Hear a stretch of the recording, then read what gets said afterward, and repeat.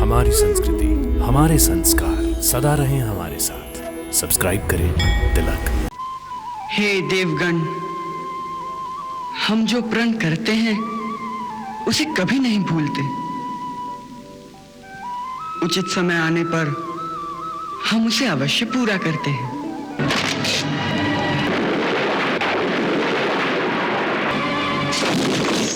पहली बार किसी राज्यसभा में आए हो, शायद इसीलिए इतनी मर्यादा भी नहीं जानते कि राजा के सामने आने पर राजा को प्रणाम किया जाता है।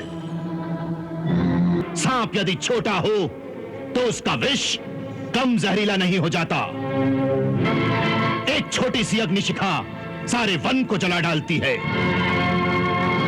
हम चाहते हैं कि आज इस अखाड़े में तुम्हारा मल्ल युद्ध देखा जाए। महाराज कंस, यह अन्याय ही नहीं अत्याचार भी है, और मैं और मेरे यादव वीर अपने जीते जी यह अत्याचार होने नहीं देंगे। हम इस मल्ल युद्ध के लिए तैयार हैं।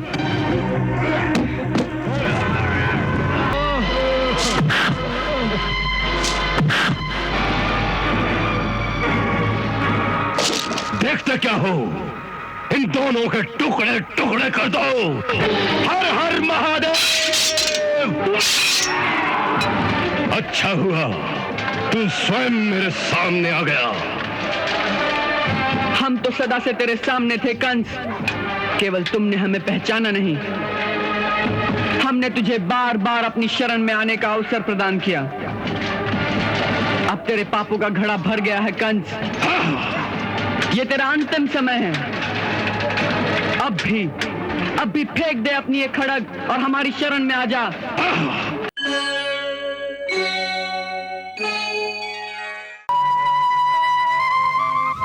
जपा कुसुम संकाशम काश्यपेयम महाद्युतिम तमोरिम सर्वपापघ्नम प्रणतोस्मि दिवाकरम।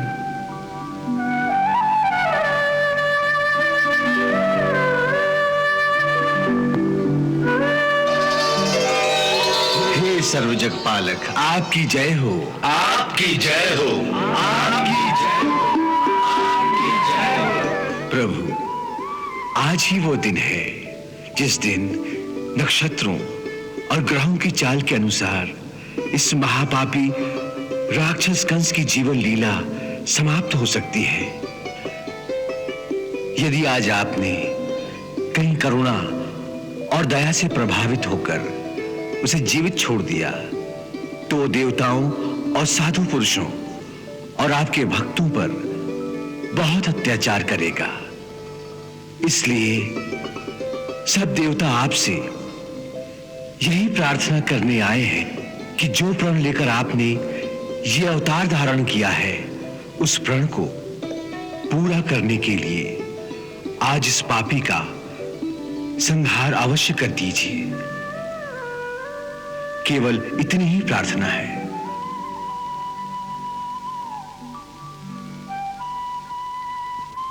हे देवगण, हम जो प्रण करते हैं उसे कभी नहीं भूलते। उचित समय आने पर हम उसे अवश्य पूरा करते हैं। इसीलिए आप लोग चिंतित न हो और कृपया अपने अपने धाम को पधारें।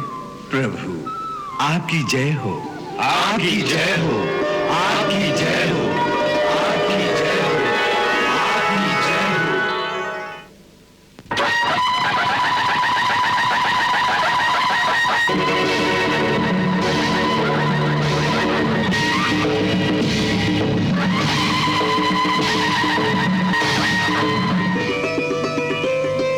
आइए महाराज, चलिए।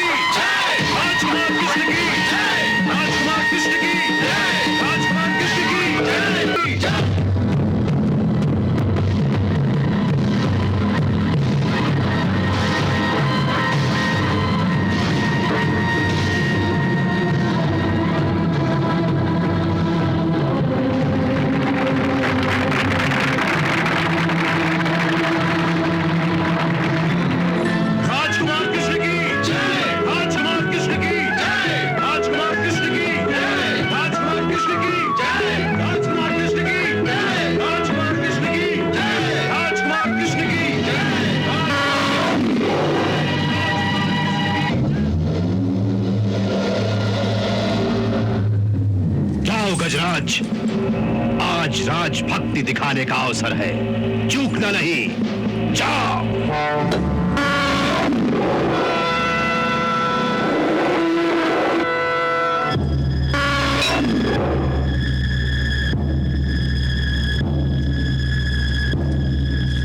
राजकुमार कृष्ण की जय, राजकुमार कृष्ण की जय, राजकुमार कृष्ण की जय, राजकुमार कृष्ण की जय, राजकुमार कृष्ण की जय।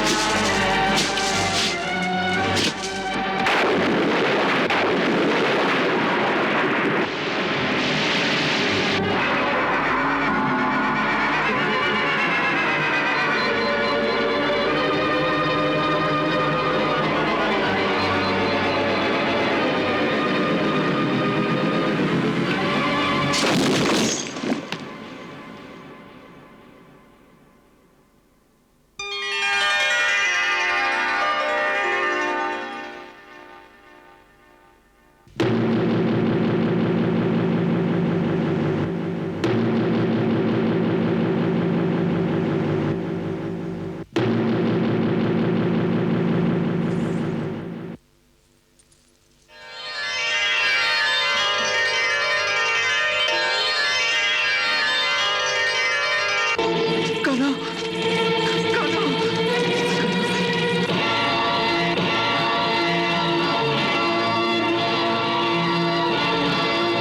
कान्हा, कान्हा, कान्हा,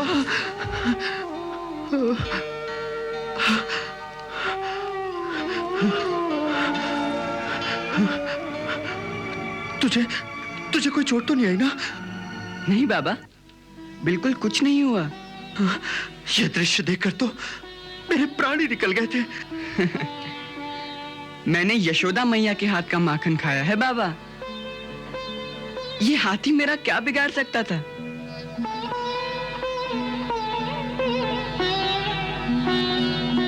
अरे, तुम सब भी आ गए?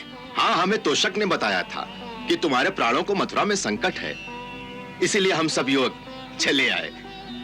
अब तुम चिंता न करना, हम तुम्हारी रक्षा के लिए हर समय तैयार रहेंगे। ये बहुत अच्छा किया। मुझे भी तुम सबकी बड़ी याद आ रही थी। देखा, मैं कहता था ना, वो हम सबको बहुत याद करता होगा।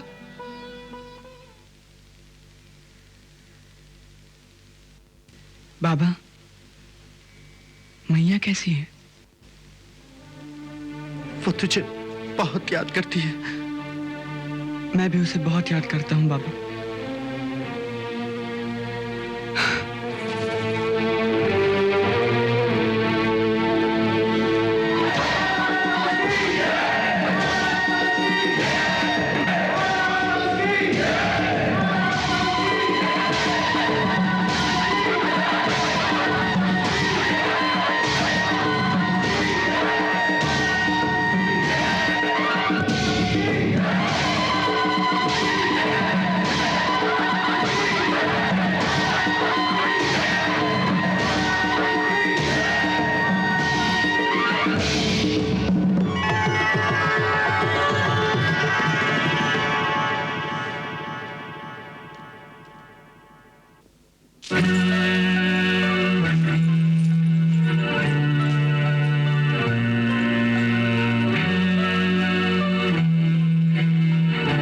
उस कवल्यापीड़ हाथी को मार डाला।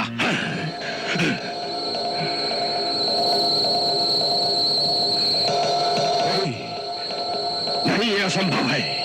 परंतु यह सत्य है महाराज। तुमने अपनी आंखों से देखा? जी। अब क्या होगा?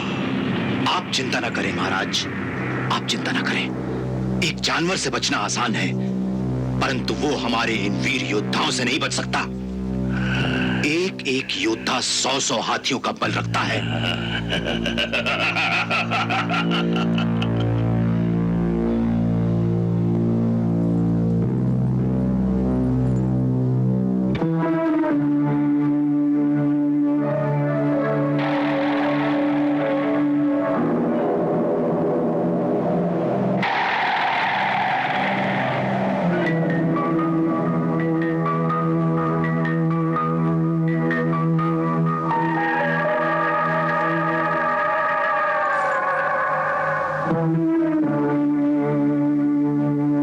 प्रणाम महाराज।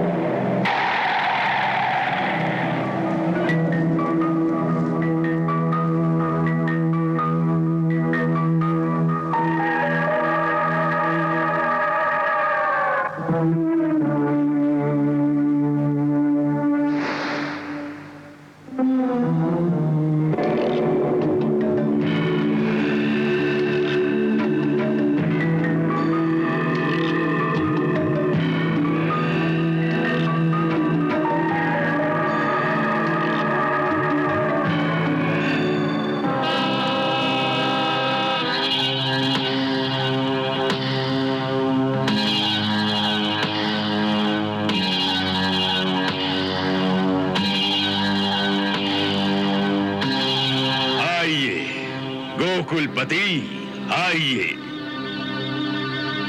बहुत देर कर दी आने में। क्षमा चाहता हूं महाराज, जमुना पार करने में विलंब हो गया। ठीक है, हमने क्षमा कर दिया। परंतु तुम्हारे जिस वीर पुत्र के बहुत चर्चे सुने हैं, वो अब तक क्यों नहीं आया? वो अपने ग्वाल सखाओं की टोली के साथ पीछे पीछे ही आ रहा है महाराज। अच्छी बात है, आप अपने स्थान पर विराजिए। राजकुमार कृष्ण की जय, राजकुमार कृष्ण की जय, राजकुमार कृष्ण की जय, राजकुमार कृष्ण की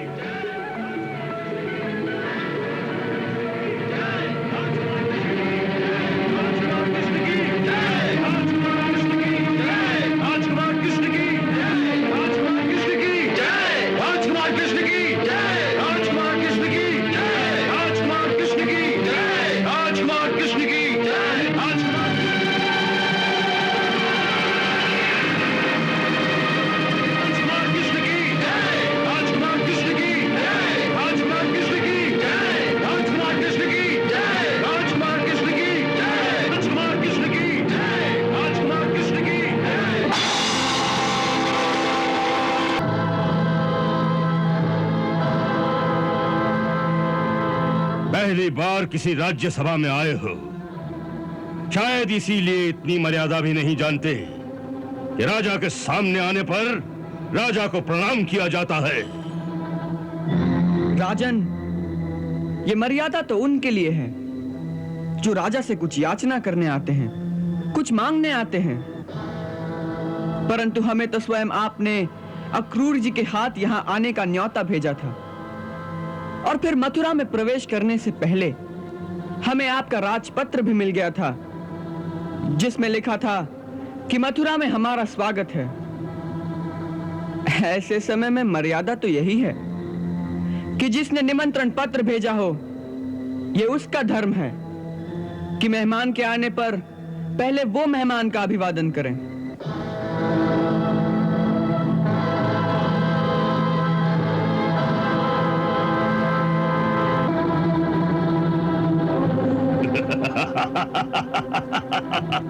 वाह, तुम्हारी वाक चतुराई से हम प्रसन्न हुए, इसलिए हम तुम्हारी उस भूल को क्षमा कर देते हैं जो तुमसे अनजाने में हुई है। क्योंकि गांव में रहने के कारण तुम्हें अभी राजमर्यादा का पूरा ज्ञान नहीं है। नहीं राजन, हमें राजमर्यादा का भी ज्ञान है, और हम जानते हैं कि पहली बार जब किसी राजा से मिलने जाओ तो खाली हाथ नहीं जाना चाहिए, कुछ उपहार लेकर जाना चाहिए। यही सोचकर रास्ते में आते समय एक पागल हाथी को मारकर उसके ये अमूल्य हस्तिदांत आपको भेंट करने के लिए लाए हैं। इसे स्वीकार करें राजन।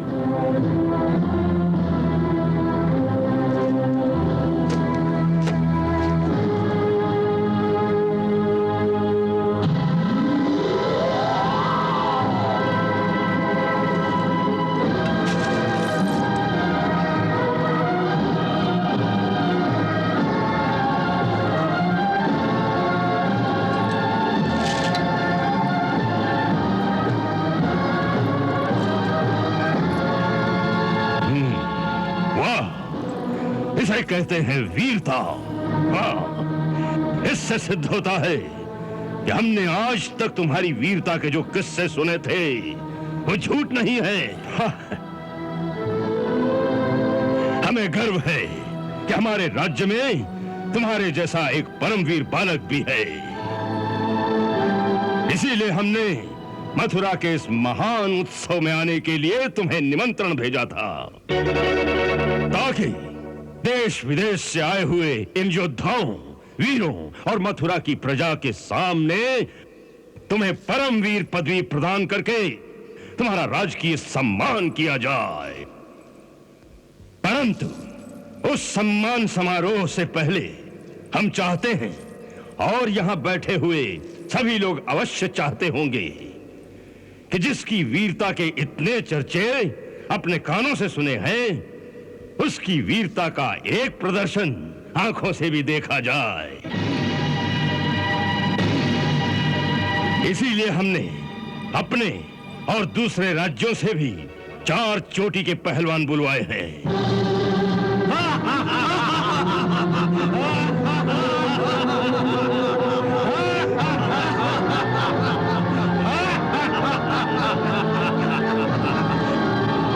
हम चाहते हैं कि आज इस अखाड़े में तुम्हारा मल्ल युद्ध देखा जाए। इनमें से चाहे जिसे तुम चुन लो और उसके साथ कुश्ती करके जनता का मनोरंजन करो।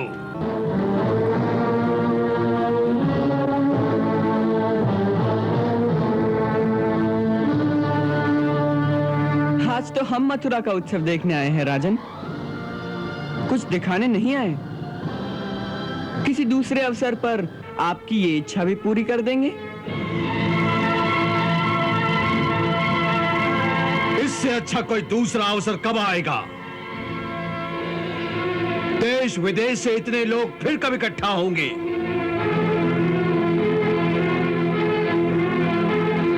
आज हम इन सब के सामने मल्ल युद्ध में अपना अपना पराक्रम थोड़ा दिखा दें तो दर्शक लोग कितना आनंद लेंगे।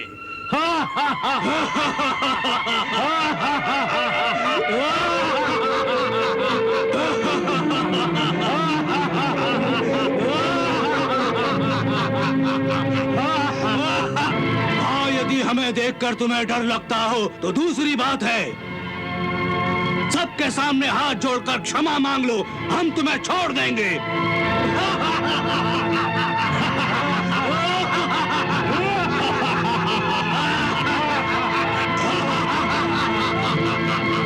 क्या सोच रहे हो लल्ला?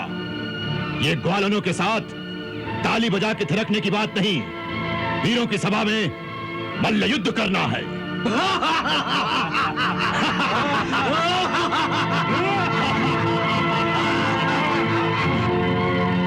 ऐसा लगता है मुष्टिक भैया कि ये गोपियों ग्वालों के सामने ही अपना पराक्रम दिखा सकते हैं।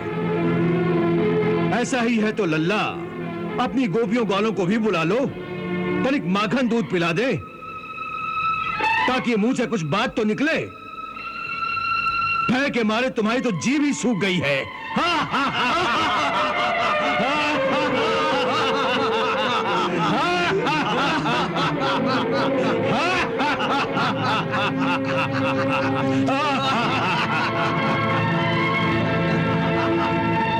और कुछ बोलो तो सही, वीर कहलाने वाले को यह शोभा नहीं देता कि एक चूहे की भांति यूं दुम दबाकर दूर कोने में खड़ा रहे। वीर वो होता है जो ताल ठोकर सामने आ जाता है। या फिर तोशाल ठीक कहता है, तुम्हारी बहादुरी के वो सारे चर्चे केवल एक ढकोसला है, उनमें कोई सच्चाई नहीं है।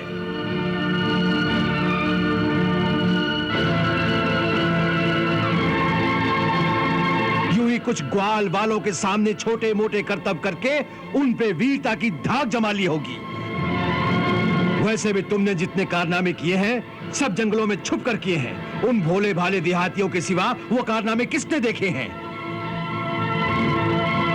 और आज जब वीरों की सभा में शक्ति दिखाने का समय आया है तो तुम्हारी जैसे घिघी बन गई है।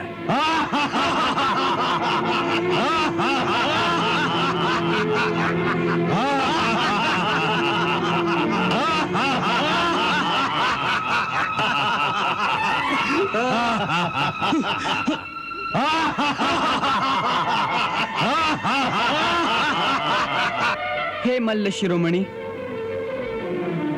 हम मानते हैं कि मल्ल युद्ध की चुनौती मिलने पर एक वीर को अपनी ताल ठोक कर अखाड़े में आ जाना चाहिए, परंतु मल्ल युद्ध के भी कुछ नियम होते हैं।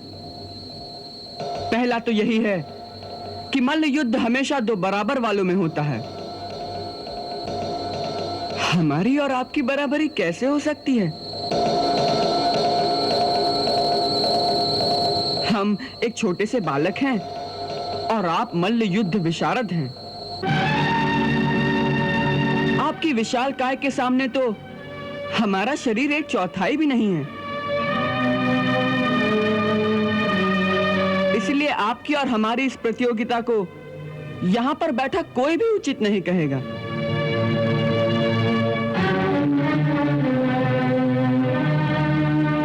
कृष्ण ठीक कहते हैं, ये लड़ाई उचित नहीं। एक छोटे बालक के साथ ऐसे महामल्ल की कुश्ती नियम विरुद्ध है। ये अन्याय है, ये अन्याय है, अन्याय है, अन्याय है, अन्याय है, ये अन्याय है, ये अन्याय है, ये अन्याय है, ये अन्याय है, ये अन्याय है, ये अन्याय है,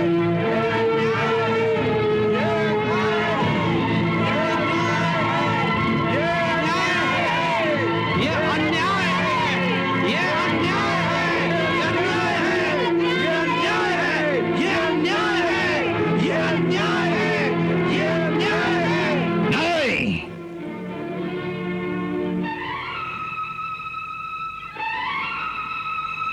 ये कदाचित अन्याय नहीं है।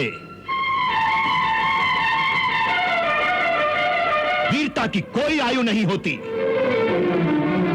सांप यदि छोटा हो तो उसका विष कम जहरीला नहीं हो जाता। एक छोटी सी अग्निशिखा सारे वन को जला डालती है। इसलिए यदि ये अपने आप को परमवीर योद्धा कहने का दावा करता है तो इसे आज सारी जनता के सामने इस अखाड़े में उसका प्रदर्शन करना चाहिए। यह सरासर अनुचित है, इसे हम स्वीकार नहीं कर सकते। महाराज, आपकी आंखों के सामने यह अन्याय हो रहा है। राजा होने के नाते आपका यही धर्म है कि राज्यसभा में एक नन्हे बालक के साथ घोर अन्याय मत होने दीजिए।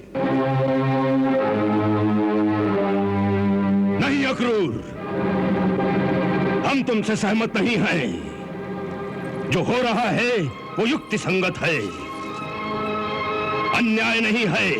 क्योंकि जिसके बारे में यह कहा जाता है कि जिसने बकासुर और आधासुर जैसे परम शक्तिशाली दैत्यों को अकेले ही मार दिया हो, जिसने गोवर्धन जैसे पर्वत को अपनी एक उंगली पर उठा लिया हो, उसे छोटा बालक कहना यानी उसकी वीरता का अपमान करना है। और हम एक वीर का अपमान करना नहीं चाहते। राजा होने के नाते प्रजा के प्रति हमारा कुछ कर्तव्य बनता है कि जिसे हम वीरता की पदवी प्रदान करने जा रहे हैं, प्रजा उसकी वीरता अपनी आंखों से देख ले, ताकि कल कोई ये ना कह सके कि राजा ने अपने किसी सगे रिश्तेदार को सर्वोच्च पदवी प्रदान की। यहां बैठे हुए बाकी वीरों पर अन्याय किया है, और वैसे भी जिसने दैत्यों को मार डाला हो, उसके लिए इन मानवों से लड़ने में क्या डर हो सकता है। इसलिए आप निश्चिंत होकर बैठे रहिए। महाराज कंस, हम निश्चिंत नहीं बैठ सकते, क्योंकि हम देख रहे हैं आपकी समस्त युक्तियों के पीछे कृष्ण की हत्या का षड्यंत्र काम कर रहा है। महाराज कंस, यह अन्याय ही नहीं अत्याचार भी है, और मैं और मेरे यादव वीर अपने जीते जी ये अत्याचार होने नहीं देंगे। हाँ।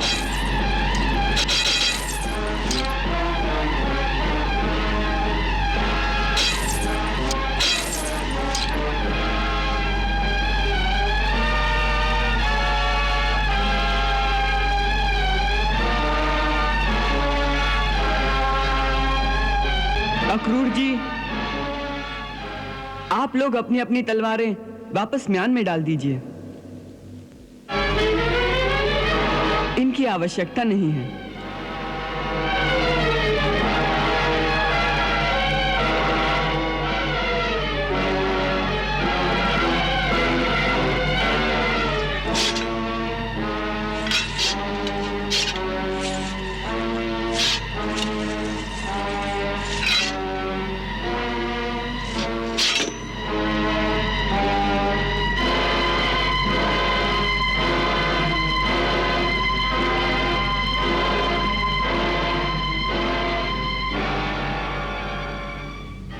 हम मथुरा नरेश की बात से सहमत हैं कि प्रजाजनों के मनों को आश्वस्त करने के लिए, उन्हें यह विश्वास दिलाने के लिए कि हम ही वो हैं जिन्होंने उन महान दैत्यों का संहार करके अब तक इस राज्य की रक्षा की है, हमें आज फिर अपना पराक्रम दिखाना ही होगा।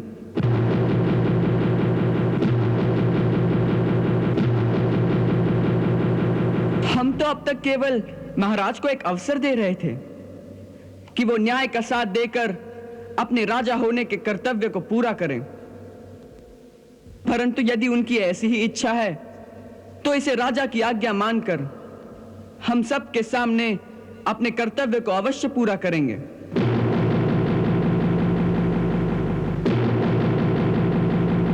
हम इस मल्ल युद्ध के लिए तैयार हैं।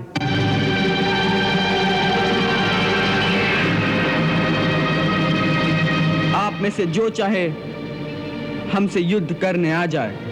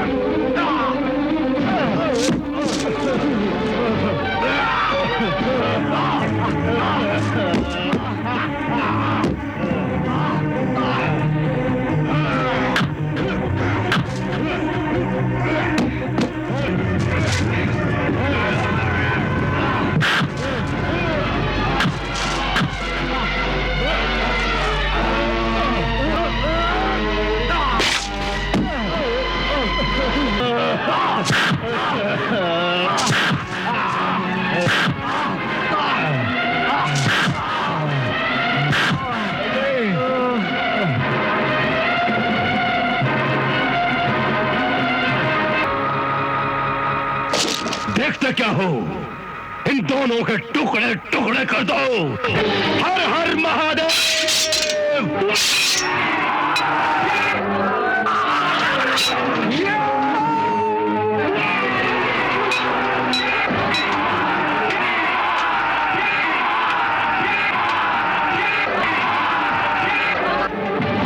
अच्छा हुआ तू स्वयं मेरे सामने आ गया। हम तो सदा से तेरे सामने थे कंस, केवल तुमने हमें पहचाना नहीं। हमने तुझे बार बार अपनी शरण में आने का अवसर प्रदान किया। अब तेरे पापों का घड़ा भर गया है कंस। ये तेरा अंतिम समय है। अब भी फेंक दे अपनी ये खड़ग और हमारी शरण में आ जा। हम तुझे क्षमा कर देंगे कंस, हम तुझे क्षमा कर देंगे। कंस को झुकने के लिए कह रहा है। इस महाबली कंस को। मूर्ख बालक, कंस मर सकता है, झुक नहीं सकता।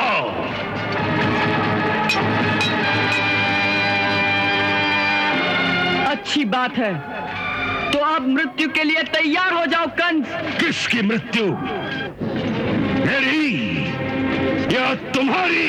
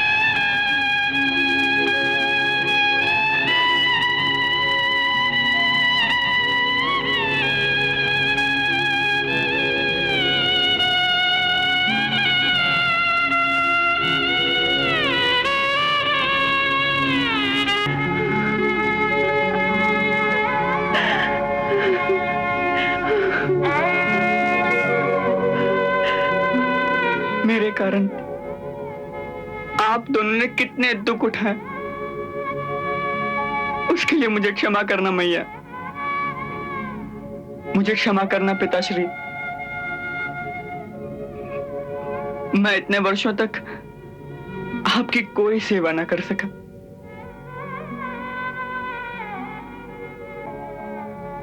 लोग पुत्र पाते हैं तो बाल्यावस्था से लेकर किशोरावस्था तक उसकी बाल लीलाओं का आनंद प्राप्त करते हैं, परंतु मेरी विवशता ने मुझे आपके चरणों से दूर कर दिया था। इसलिए मैं तो आपको वो सुख भी न दे सका, परंतु मैं भी तो तेरे लाड़ प्यार से वंचित रह गया मैया। मेरी भी बहुत हानि हुई है। इसका दोषी मैं हूं पुत्र, हाँ, इसका दोषी मैं हूं। मैं ही तुझे इन हाथों से यहां से उठाकर दूसरे स्थान पर छोड़ आया। इसका दोषी मैं हूं पुत्र, मैं हूं। इसमें आपका कोई दोष नहीं। यह तो माया का विधान था, जिसके कारण आपको अपने पुत्र सुख का भी बलिदान करना पड़ा। वास्तव में दोषी तो मैं हूं, जो इतने वर्षों तक अपने पुत्र धर्म को न निभा सका।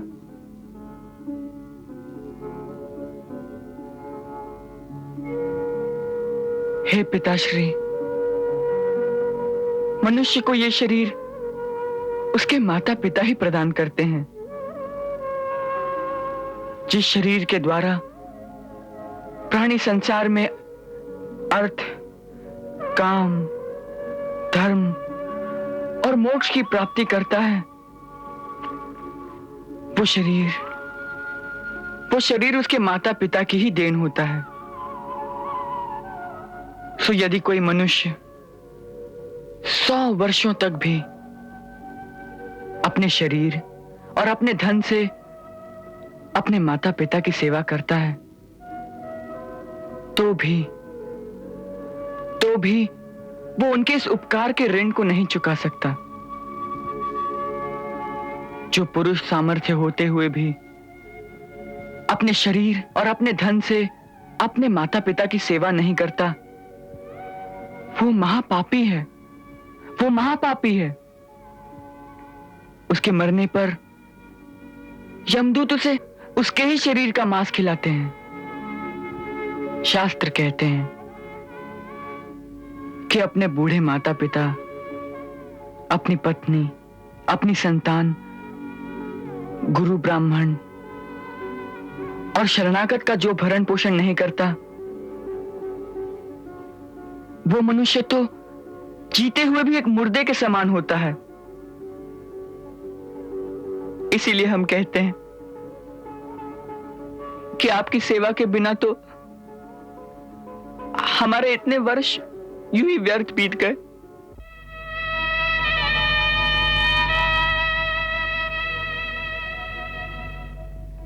कंस की वजह से परतंत्र होने के कारण हम आपकी कोई सेवा न कर सके। उसके लिए आप हमें क्षमा कर दीजिए। मुझे क्षमा कर देना। क्षमा कैसे कृष्ण, क्षमा कैसे? अरे तुम्हें तो पुत्र रूप में पाकर हमारा यह जीवन धन्य हो गया। फिर क्षमा कैसे पुत्र, क्षमा कैसी?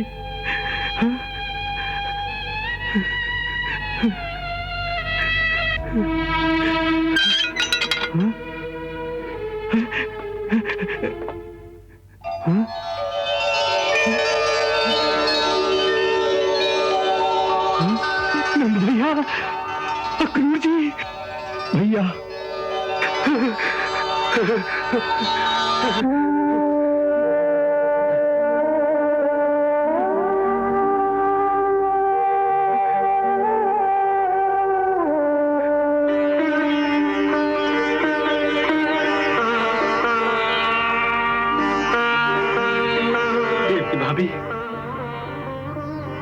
कुमार वसुदेव, आज आपकी दोनों धरोहरें आपको सौंप रहा हूं। मुझे केवल इतना कहना है कि यदि इन दोनों के लालन पालन में हमसे कोई भूल हो गई हो तो गांव वाले समझकर हमें क्षमा कर देना। ये आप क्या कह रहे हैं नंद भैया? आपने इनकी रक्षा करके हम पर जो उपकार किया है उसका ऋण हम जीवन भर नहीं उतार सकेंगे। भाभी,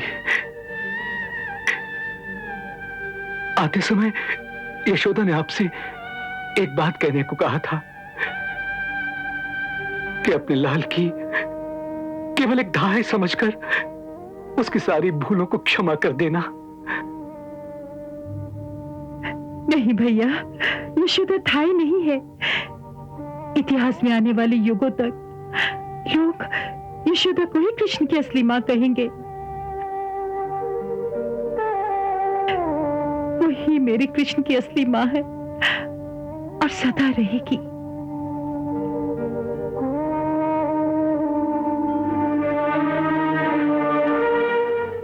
सैनिकों, इनकी बेड़ियां काट दो।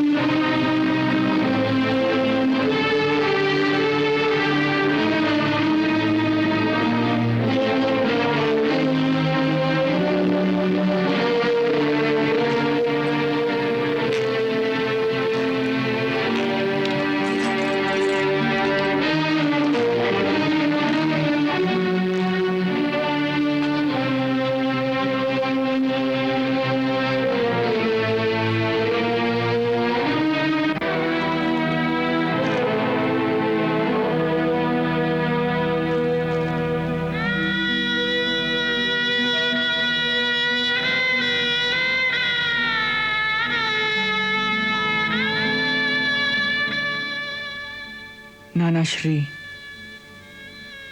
मेरा प्रणाम स्वीकार करें।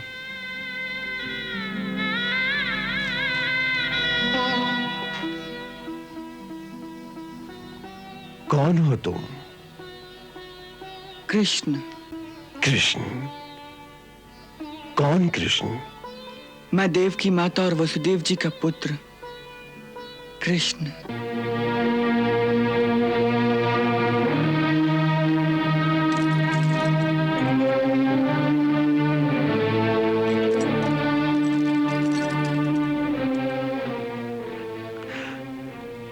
देवकी का पुत्र?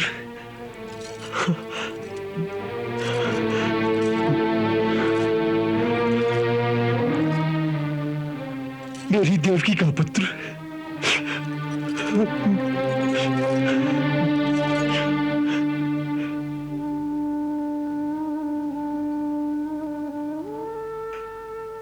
नहीं, उसका कोई भी पुत्र जीवित नहीं है।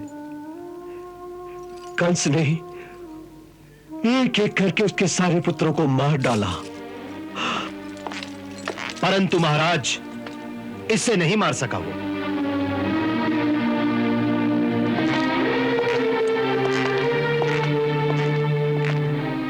महाराज, यह वही देवकी का 8वां पुत्र है जिसके लिए आकाशवाणी ने कंस को चेतावनी दी थी, और वो भविष्यवाणी आज सत्य हो गई। महाराज, सत्य हो गई। सत्य हो गई? क्या कंस मारा गया? हाँ महाराज। किसने मारा उसे? राजकुमार कृष्ण ने। कृष्ण ने? क्या कृष्ण ने उसे मार दिया? हाँ महाराज। नहीं, ये ठीक नहीं हुआ। ये तुमने क्या किया कृष्ण? ये तुमने क्या किया? उसे मारकर तुमने मुझे मेरे अधिकार से वंचित कर दिया। उसे मृत्युदंड देने का अधिकार केवल मेरा था, मेरा। ऐसे महापापी को जन्म देने का जो पाप मैंने किया था, उसका प्रायश्चित यही था कि मैं अपने हाथों से उसकी हत्या कर देता। इसी संकल्प को लेकर तो मैं इतने वर्ष इस घोर अंधकार में जीता रहा हूं। फिर तुमने मुझे अपने हाथों से मारने का अवसर क्यों नहीं दिया? ताकि मुझे एक ऐसे जघन्य पापी पैदा करने के पाप से मुक्ति तो मिल जाती। मुक्ति तो मिल जाती। मुक्ति तो मिल जाती। मुक्ति तो मिल जाती।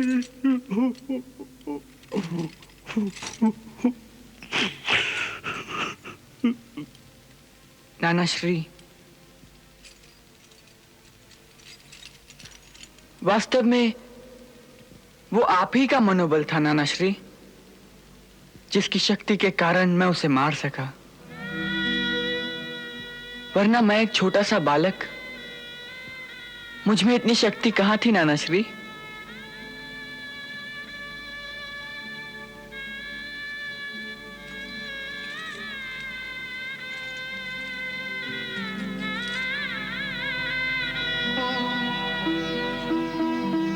हाँ बेटा, तेरी रगों में हमारे वंश का रक्त बह रहा है, इसीलिए तूने मेरा कर्तव्य पूरा किया। हमारे वंश ने कभी किसी पापी को क्षमा नहीं किया। तू भी ये बात सदा याद रखना। कंस को मारने के बाद नीति अनुसार अब उसके सिंहासन पर तेरा अधिकार है। सो राजा बनने के बाद इस बात को सदा याद रखना कि कंस की भांति छोटे छोटे निरीह बालकों की हत्या करने वाले किसी हत्यारे को कभी क्षमा न करना बेटा, कभी क्षमा नहीं करना। परंतु मैं तो उस सिंहासन पर नहीं बैठूंगा नाना श्री। उस सिंहासन पर तो आपका अधिकार है। मथुरा के राजा महाराज उग्रसेन थे, हैं, और महाराज उग्रसेन ही मथुरा के राजा रहेंगे। हम तो केवल दासों की भांति आपकी सेवा करते रहेंगे महाराज।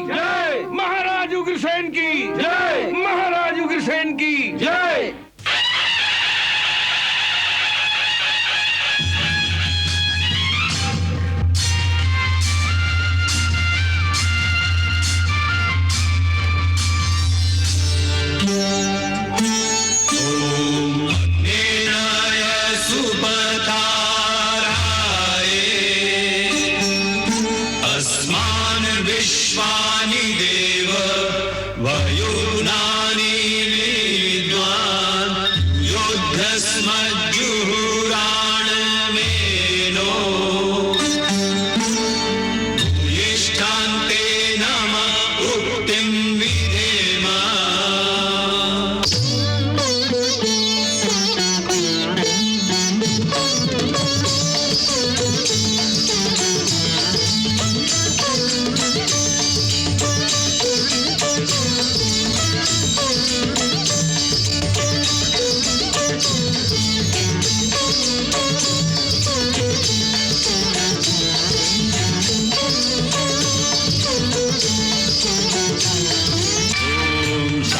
संगच्छध्वं संवदध्वं संवो मनांसि जानताम् देवाभागं यथा पूर्वे संजानाना उपासते